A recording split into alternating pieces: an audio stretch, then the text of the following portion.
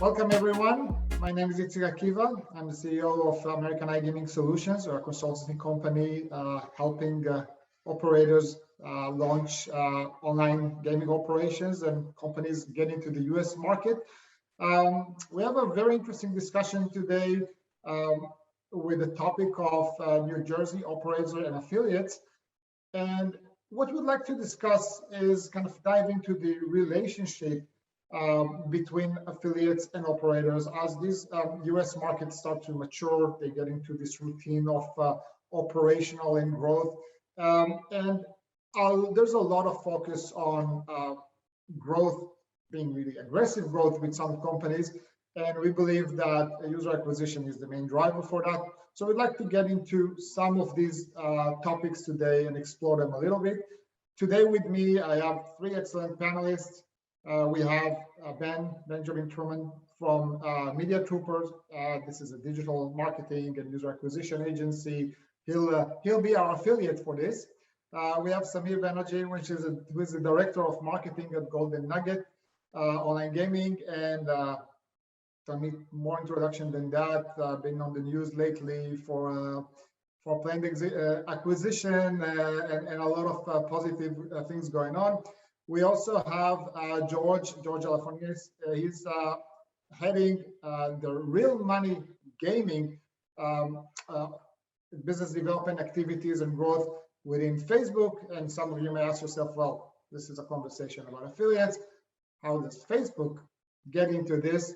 So indeed, it's a great question. And we have some interesting things to share with you as we discuss today.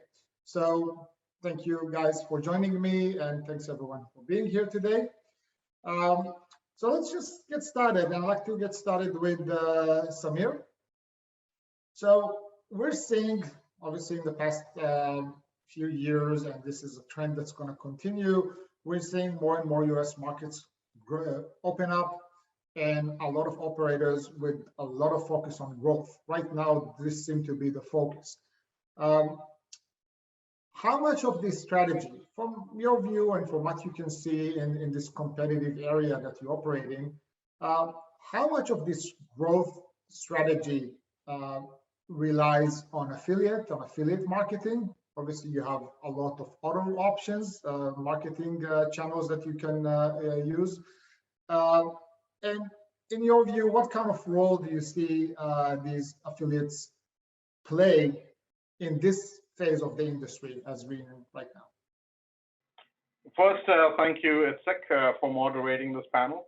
And of course, I'm saying hello to Benjamin and George as well from Facebook. And to answer your question, Itzik, affiliate marketing has been a very core marketing channel amongst all the other verticals that we've been in. Going back to 2013 with the introduction of online gaming in the US. I think the affiliate marketing verticals were the ones responsible for driving most of the traffic, and most importantly, high quality traffic. I think it's got to do with how the affiliates think in terms of making sure that relevant content is available to the audience group that we're trying to target. Operators such as us, of course, have to rely on affiliates to make sure that those player traffic is relevant, of course, to the online gaming field, that is letting them know about legalization of the online gaming channels or in the US, or let that be the different games offered, the different bonuses offered. And that basically is what pushes quality traffic to operators. That said, I mean, when we started affiliate marketing 6 years ago, it consists of at least the majority of all traffic coming into the Golden Nugget. Today, of course, it's still a very reliable source. It's about 25% of our acquisition and our growth strategies. But most importantly, it is a very ROI-friendly vertical. What that means is you're getting, again, as I mentioned, high-quality traffic coming from the affiliates. These are players that are looking to learn more about online gaming, and you have to give it to the affiliates to basically come up with different strategies to basically drive that kind of high-quality player traffic to the operators. And thank you. And do you see can you tell us maybe a little bit about the overall dynamics in the markets right now? Meaning, are those the same affiliates, especially I would say moving with you from one market to another? Are you seeing newcomers? Are they coming from the industry, or they're coming from other industries and making the switch to the online gaming industry? That's good. A good question again. It's like, I mean, I think the so-called, let's call it the pioneers of the affiliate marketing space in the online gaming field they've always been here. What they have done is they've grown. They've grown tremendously over the past 6-7 years. They actually have learned what the market's all about, how to approach the market, but that doesn't mean that there is no room for new companies coming out of Europe, coming out of within the US, or even, as you mentioned, people changing industries. I mean, lately I've noticed the likes of affiliates in the US who have been in the healthcare space or the finance space. They're slowly moving into the online gaming space, mostly concentrating on the sports betting side of the business. But I can see them slowly ramping up traffic. I mean, back in the day, we were very content with between 10 and 50 players a month coming from some affiliates. Today, we're looking at these new affiliates coming in with a little bit more of a stronger incentive to basically push traffic to the operators. And of course, I'm sure Ben will speak more to this later. I mean, he's been the new, I won't call him a newcomer, but he's been in the space for a while, but he's really been pushing hard and now improving. I mean, he's seen the growth that he's been sending, I mean, the player traffic that's coming to the operators. So that said, again, there is definitely room for growth in the affiliate space. The pioneers have always been there. I think they are just tweaking and working out the strategies to still keep in line with consistent traffic. While the new folks that are joining in, let that be from within the industry, coming from outside of North America, or even coming from a different industry altogether, they're slowly learning the ropes of what it means to be pushing online gaming and sports betting content. And we'll talk about that a little bit. What does it mean to be pushing online gaming traffic with betting a little bit? I just wanted to ask you a couple last questions. Like, do you see different affiliates in different US markets in terms of, or do you see them as a strategy trying to be everywhere they can? So again, it's a good question, but I think that has got to do, I don't think if you were to speak to multiple affiliates, I don't think that's got to do with their internal strategies per se. I think it's got to do with the different regulations and certifications required at the different state levels. Every state board that controls the online gaming aspect basically has requirements. They also would need maybe an operator to handhold them through the registration process. Those may be the challenges to start up or rather expand across multiple states. Again, coming from an operator standpoint, I do see some of our more consistent affiliates across the different state lines pushing consistent traffic. Again, most of the traffic is still relevant, but also I do see in some states where we're regulated, where we may have a new group of affiliates that are basically a little bit more stronger than they were in a different state. I just feel like, of course, we're in this whole expansion of online gaming and sports betting across the US. It's going to be a lot of learnings. Every state is a different has a different audience base. Every state has a different way to target these audiences. And I think as in how the affiliates learn, that's how we'll actually develop all that traffic that they're going to generate to the operators. Excellent. Thank you, Samir. I want to switch quickly over to Ben. And you kind of tagged him as the newcomer, maybe, but he's been in the industry for many years. So I would like to tack on this perspective of the one that worked in other markets and now is kind of growing in the US. And so Ben, with that being said, can you share with us what it was like to get started in the US market and, you know, from everything, like working with people, licensing, regulation, all of those things? I think the Europeans are finding it very different. Obviously, coming from the European market for many, many years and then coming into America in 2018, you don't experience the same regulation, you don't experience the paperwork, you don't experience dealing with really American mentality and people, you know, which is a big change for them. And it's also It's very tedious to get these licenses. I think Samir is 100% correct. It's not an internal decision whether or not you go get a license, but whether or not that state has made it very, very difficult. A lot of states are requesting fingerprints. A lot of states are requesting information that goes well beyond stuff that most affiliates would probably feel comfortable with. I'm sure the American affiliates who cross over will even experience the difficulties here. It's really hard to get regulated fingerprints, documentation, and you do need legal counsel in a lot of ways to do this, which is very unique for the thousands of affiliates around the world that work in iGaming and sports betting, because it's not requested anywhere but maybe Romania and a handful of other countries. So that's probably the biggest hurdle for most companies coming into the United States at the moment. So that's obviously the one side of it, which is, you need to be strategic, you need to be committed, you need to invest in it, and there's a lot of hurdles on one end. Is it rewarding on the other end? I mean, are you guys seeing that growth that you're expecting? Is it both in terms of the opportunities in the market, but also I'm curious about being in new markets. What kind of support do you get from affiliate programs? Are they up to the standard that you guys are used to seeing in Europe? The Americans are very much far behind with where the Europeans are when it comes to affiliate programs and technology. Samir happens to be probably one of the best in the market when it comes to this stuff in comparison to others.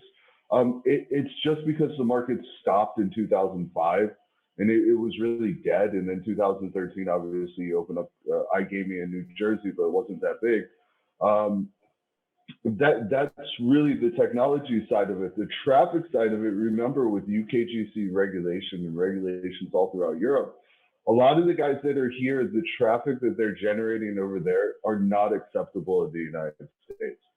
So I think from that perspective, people are finding it difficult. We're a little bit different. We're not an SEO-centric company. We're a much different type of company, obviously coming from the operator side of the business. SEO companies are very much finding it difficult in the United States now. You don't have 100% mature market. It's just going to take time. Growth is there. Growth is there if you're willing to stick it out. But you have to be willing to stick it out. And it's hard for Europeans and other affiliates who are doing so well in Europe and Asia and other markets to come and understand to stick it out. But it will take time. It will take years for the affiliates to come over and to build the streams of traffic. And I'm going back to something that affects a lot of affiliates, and it has to do obviously with the regulatory landscape and with the licensing requirements.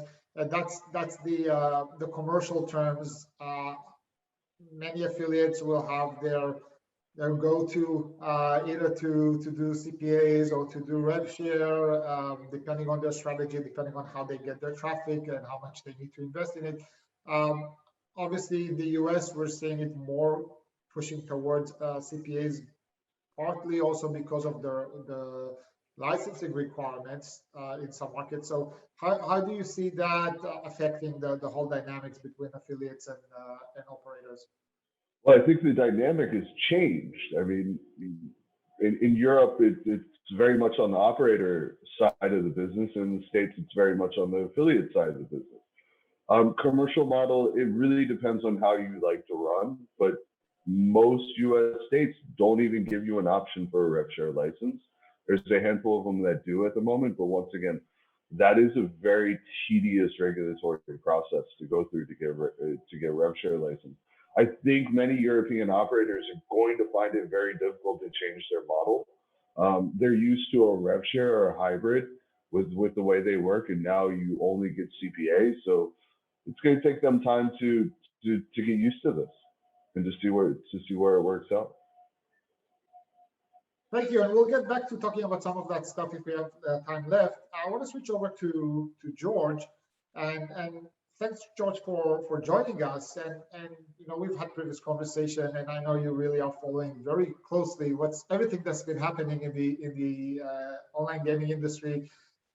We know that Facebook has been allowing the advertising of real money casinos license, regulated one in the US, pretty much from the very beginning when New Jersey regulated. But instead that Facebook may represent an opportunity also for affiliates. So tell us a little bit about that. Yeah, of course, and thank you for having me. I think the same way we're working with operators, we're offering those opportunities for affiliates. Our role in this growing industry since 2018 is to really open up our business tools, and in this case, it's making the same ads that are available for other verticals available to operators and affiliates. I think the additional layer that Benjamin spoke to a bit is just making sure that we're following the regulations and the certification process that each state is implementing. So when we're working with operators and affiliates, it's really about following those certifications and making sure that documentation is there, and using that to certify that an affiliate is in good standing with that state agency. So that is how we have set up and structured our process. And as I said, I think it's something that, we're working hand in hand with operators, and, to build off of what Samir said as well, we're seeing that a core part of their growth strategy and acquisition of customers across online sportsbook and iGaming online casino is these relationships with affiliates. And so maybe talk to us a little more about, so I understand there's some kind of a whitelisting process. An onboarding process, correct. Yeah. Yeah, happy to talk about that. I mean, I think at a very high level, because this is a regulated category, a regulated industry, we want to make sure that we're working with these operators or affiliates that are following the certifications that are put in place by states. So we do have an onboarding process. It consists of 3 documents. One being a questionnaire that has some very specific questions about, the affiliate or the operator itself. There's an addendum as well. And then what we typically require is that actual license. So, again, Ben spoke this before, each state is taking this on a bit differently, but in those states where that certification process is in place for affiliates and where they can go through that application process and receive a license, an affiliate license, we require that as part of the application to make sure that they're in good standing. And if everything is in place, we can move forward and onboard them on our platform for that particular state so that they can use our business tools and really make sure that they are kind of meeting the end goals for their clients and for their business model as well. Thank you. And those affiliates, as far as your expectations, can they drive traffic? Can they point this traffic only to their own pages or on websites, or can they do that directly to operators' websites or apps even? Yeah, we see both. I think we want to be in a position. We are in a position where we're flexible based off of the arrangement between affiliate and operator. But I would say we see both. Affiliates are core to growth. I think the big thing is for us really is making sure that those certifications are in place and that they're in good standing. And then I think the conversation comes more core to what we do well. When we have conversations about the value prop of Facebook in this space, I think it's about, reach, it's about scale, and really it's about discoverability. You kind of think of how Facebook and Instagram have kind of captured time spent and the ability to target and to reach a particular consumer or potential player in a state and offer up or connect that potential player with a particular brand or a promotional offer. I think that's really where we can do what we do best. And that's what we had been doing since 2018. And I think we'll continue to do it as both iGaming and online sportsbook continue to grow across the U.S.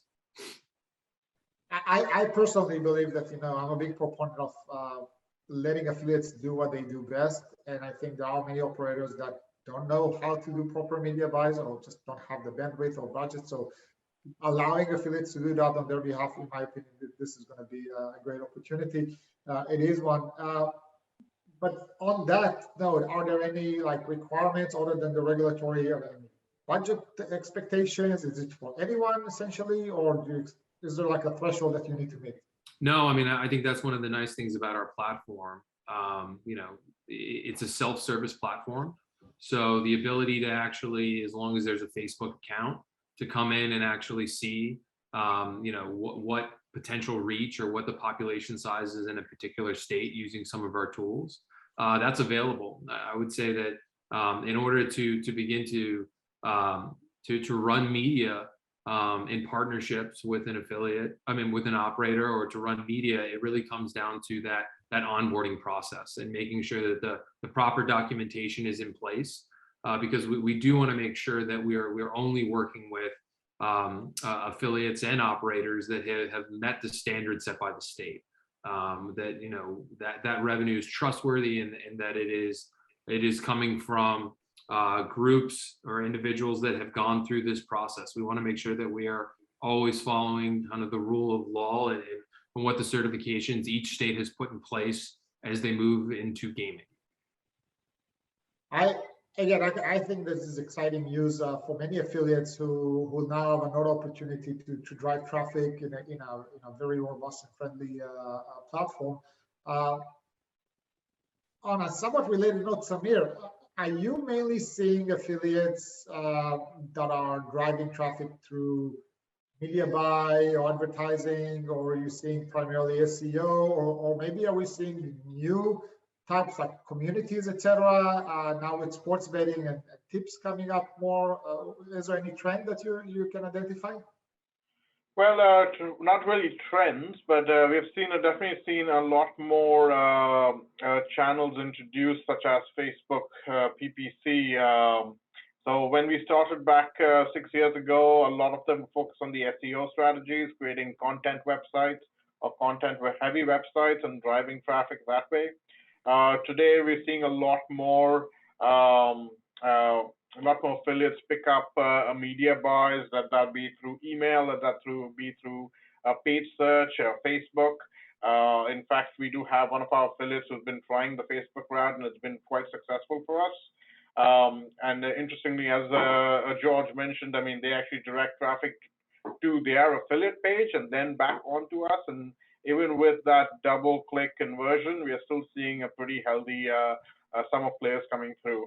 So I think as and when the likes of Facebook, Google introduce affiliate marketing into their media mix and into their media buys, I think we'd definitely see a lot more affiliates pick up on that on those campaigns and basically try and push as best as they can to the operators. And of course, I think time will tell whether these are ROI friendly players that are coming through these channels. So far, we've been quite happy with what we've been seeing, but we're still seeing a massive shift from the SEO side. That's where the bulk of the affiliate traffic is still coming from. But now we're slowly seeing that shift coming in from, I'm going to call it the mid to lower tier affiliates that are bringing in the traffic via media buyers such as Facebook and Google.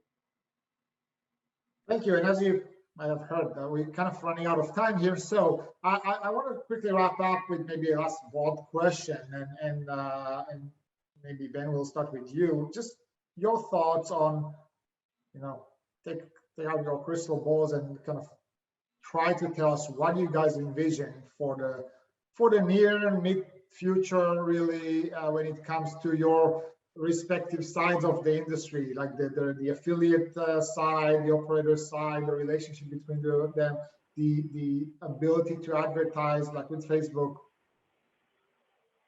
I think, well, let's start with the last question. I think it's going to take time. People like Microsoft and Bing still do not do iGaming as of today. People like Google are slowly coming around to the party. TikTok is a no-go.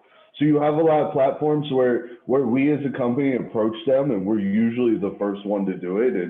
And we run into a lot of these barriers, as we did with Facebook originally. I think it's going to take time for people to come around. Remember, this is only 3 years old in the United States. It still does have a stigma attached to it in many states of gambling and sports betting. It will take time. It will take years. This isn't going to happen tomorrow, and it's not going to happen in 6 months. It's going to take these companies years to come around.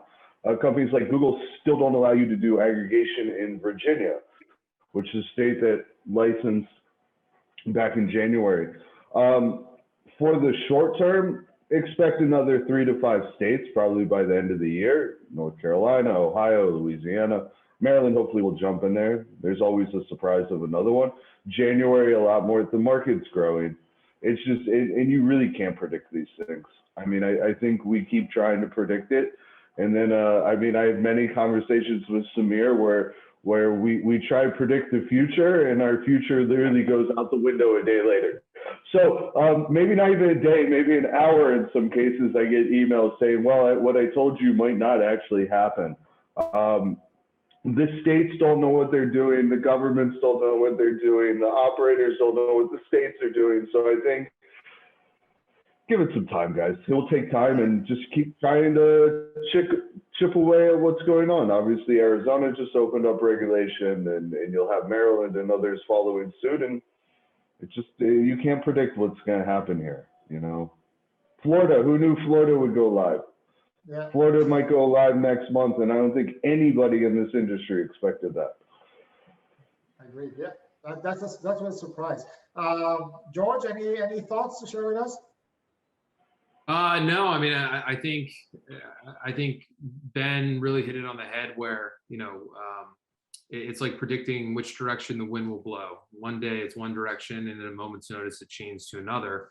I think, you know, as the markets evolve and as these changes shift one way to the other, I do know that the one constant is, you know, our business tools will be available, and there will be opportunities for those as these states put these criteria and these licensing and regulations in place, and we'll continue to offer these up and work with affiliates and operators to help them, you know, meet their business goals, and we look forward to doing that. Thank you. Last word, Samir, other than trying to foresee how the whole DraftKings, the Golden Nugget thing is going to work out, we'll leave that out of this conversation. I think we should leave that out of this conversation.